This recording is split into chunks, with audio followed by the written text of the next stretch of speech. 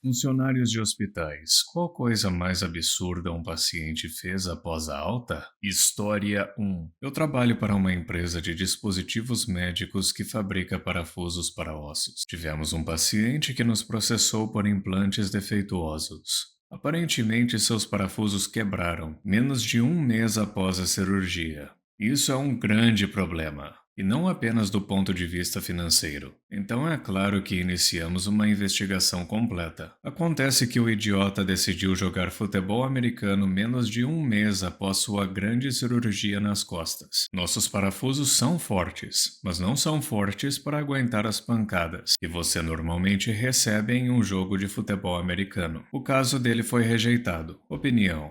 O estereótipo do jogador de futebol americano confere. História 2. Eu trabalho com imagens médicas, onde os pacientes precisam beber contraste oral para o exame. Algumas pessoas realmente odeiam essas coisas e uma paciente, depois de receber o contraste, saiu e jogou nos arbustos e voltou e disse que tinha bebido. Nossa recepcionista realmente a viu jogar nos arbustos e nos contou sobre isso, mas teríamos visto a falta de contraste na imagem mesmo se ela não tivesse nos contado. Falei com a paciente e pensei, a gente consegue ver dentro de você.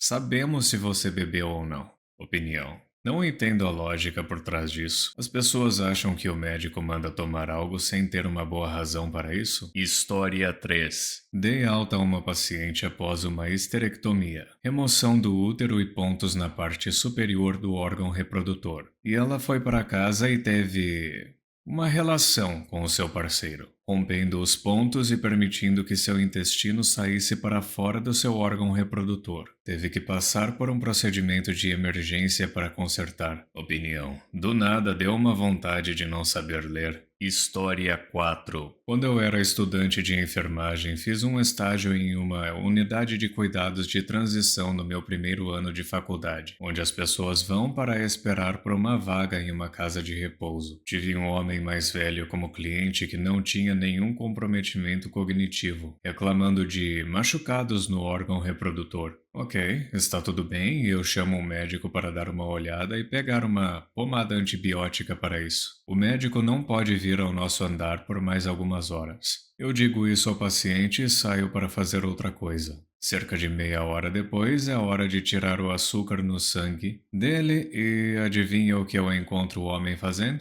Brincando consigo mesmo, onde todos poderiam ver.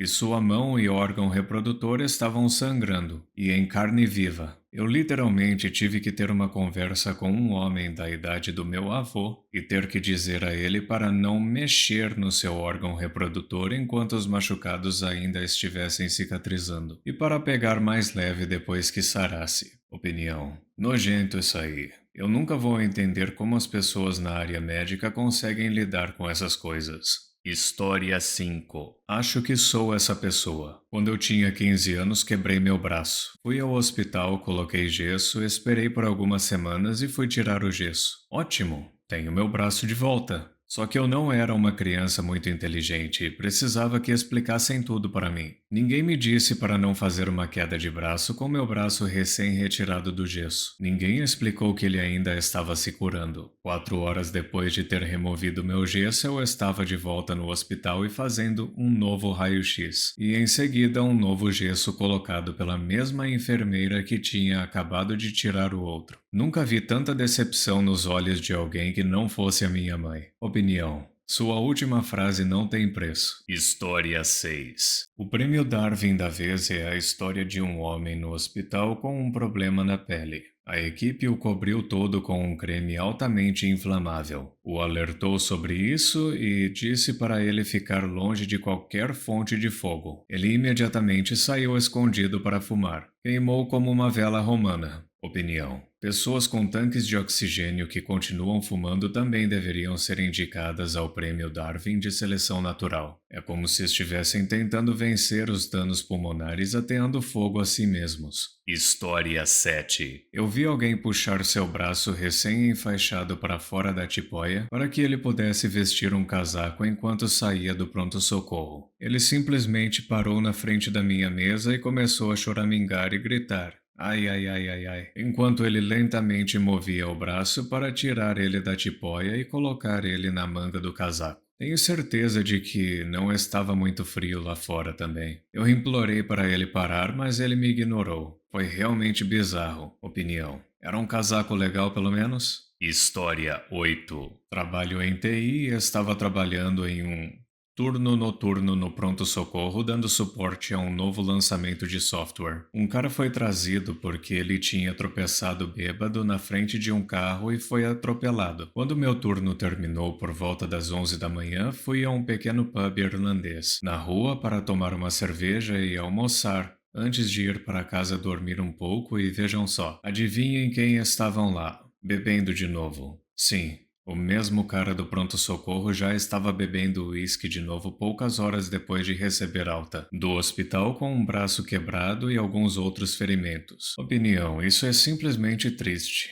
Que vício desgraçado. História 9. Costumávamos ter esse rapaz vindo com frequência para tratar cetoacidose diabética, CAD. Para quem não sabe, a CAD geralmente ocorre com diabéticos tipo 1, quando o açúcar no sangue por qualquer motivo sai do controle, desencadeando uma reação em cadeia no corpo que, se não for tratada, é fatal. Toda vez que esse rapaz vinha, ele estava extremamente doente e praticamente batendo na porta do céu. E ele fazia isso a cada 2 meses. Uma noite eu estava indo para o trabalho, mas parei no saguão do Tim Horton para pegar um café. Na minha frente na fila vejo o mesmo rapaz. Nossos olhos se encontram, então eu digo: Ei, eles deixaram você sair hoje? Pois eu sabia que ele tinha sido internado na minha unidade nos últimos dias. Sim, ele diz animadamente. Então ele vai até o balcão e pede um donut açucarado. Ele literalmente o devora enquanto sai e acena para mim. Na minha cabeça estou suspirando e pensando: vejo você em breve. Não o vemos há muito tempo, então presumo que ele esteja melhor com o seu controle de açúcar no sangue ultimamente. Opinião: ou ele está melhor ou muito pior. História 10. Tenho um amigo que é neurologista. Ele me disse que teve um paciente que chegou com algo, seja lá o que for, possivelmente um pequeno derrame. E depois que ele foi tratado e felizmente poupado de qualquer sequela aparente, meu amigo disse a ele que ele entende que o paciente é fumante, mas em nenhuma circunstância ele deveria fumar nos próximos dias. Depois que o tempo de perigo passar, eles poderiam trabalhar para que ele parasse. Mas isso é para o futuro. Mas por enquanto, em nenhuma circunstância ele deveria fumar. No dia seguinte ou 2 dias depois, meu amigo perguntou sobre o paciente. Acontece que o cara saiu do hospital, atravessou a rua até o Five and Dime, mais próximo, e comprou um maço de cigarros. Ele acendeu um e logo depois teve um derrame enorme. Meu amigo ficou muito bravo. Eu perguntei a ele: E então, o que aconteceu? Vocês conseguiram lidar com o derrame? E ele fica tipo: Eu não estava lá quando aconteceu.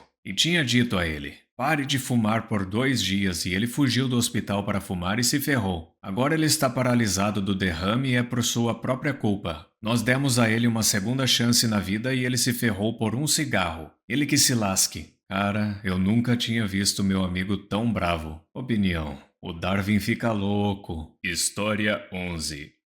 Meu irmão trabalha como voluntário para a Cruz Vermelha. Ele é voluntário principalmente como médico em ambulâncias. Ele me contou como eles pegaram um cara porque ele bateu sua bicicleta, depois que ele não prestou atenção e prendeu sua roda em uns trilhos de bonde. Cerca de 3 horas depois, ele foi pego novamente depois que ele tentou andar de bicicleta com uma mão engessada. Na primeira vez, ele torceu o cotovelo. Na segunda vez, ele quebrou o ombro do mesmo lado. Opinião: bem, pelo menos ele não ferrou os 2 braços. Tem que ver pelo lado positivo. História 12. Eu não era funcionário de hospital, mas quando tinha 5 anos estava visitando meu avô no hospital e quando saímos, eu estava andando de costas conversando com minha mãe. Me virei e bati a cabeça contra uma placa de estacionamento. Tivemos que voltar imediatamente para o hospital para pedir gelo. Imagino que as enfermeiras que estavam assistindo riram muito disso. Eu só sei que minha mãe riu. Opinião: